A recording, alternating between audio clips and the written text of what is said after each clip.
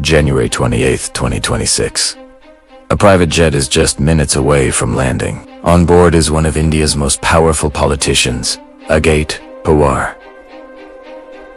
So far, the flight has been completely routine. The departure weather in Mumbai was perfect. The aircraft, a Learjet 45XR, is reliable and well-maintained. The captain has over 16,000 flight hours. Everything is normal. But beneath the thick fog, near Baramati, an invisible trap is waiting, and within minutes, this routine political flight will turn into a fiery disaster. The Learjet departed Mumbai under clear blue skies.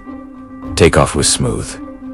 The climb was textbook. At 19,000 feet, the flight was calm and uneventful. It was supposed to be a short 35-minute hop across Mumbai. In the cockpit sat Captain Samat Kapoor, an experienced airline transport pilot with over 16,500 hours. Beside him was a younger first officer with 1,500 hours. In the cabin sat Ajit Pawar, heading to Baramati for local election rallies. Nothing about this flight suggested danger until the descent began. Baramati Airport is small. It doesn't have an instrument landing system. It doesn't have radar coverage. It doesn't have professional air traffic control. It doesn't even have proper weather measuring equipment. Weather reports that are estimated, not measured. As the jet descends, the crew requests the visibility. They're told it's 3,000 meters. Marginal, but acceptable for a visual landing. What they don't know is that in some areas, visibility has dropped below 1,000 meters due to patchy fog. The first approach begins. The pilots search for the runway. They can't see it. The captain makes the correct decision. They go around. This was the moment that could have saved everyone on board. Nearby Pune airport had full instrument landing capability and radar. Diverting would have been the safest option. Instead, they hold for 20 minutes, hoping the fog will clear. Then they decide to try again.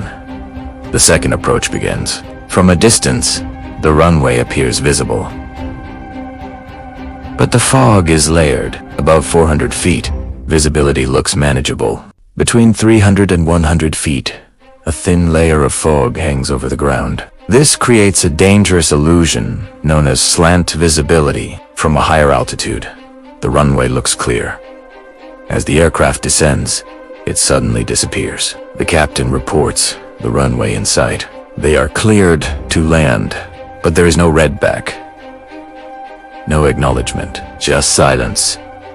Seconds later, everything goes wrong. The aircraft descends below the safe glide path. Instead of touching down on the runway, it strikes the ground short of the threshold. The landing gear collapses instantly. The fuselage tears open. Fuel spills across the field. Then comes the explosion. A massive fireball engulfs the aircraft. Within moments, the wreckage is consumed by flames. 28 minutes after departure, the flight is over. All 5 people on board are killed instantly. There was no mayday call. It happened too fast. Investigators later identified 5 contributing factors. Inaccurate weather reporting, no instrument landing system, the slant visibility illusion, descent below the safe glide path, and subtle psychological pressure from carrying a high-profile passenger. Individually, each factor was manageable.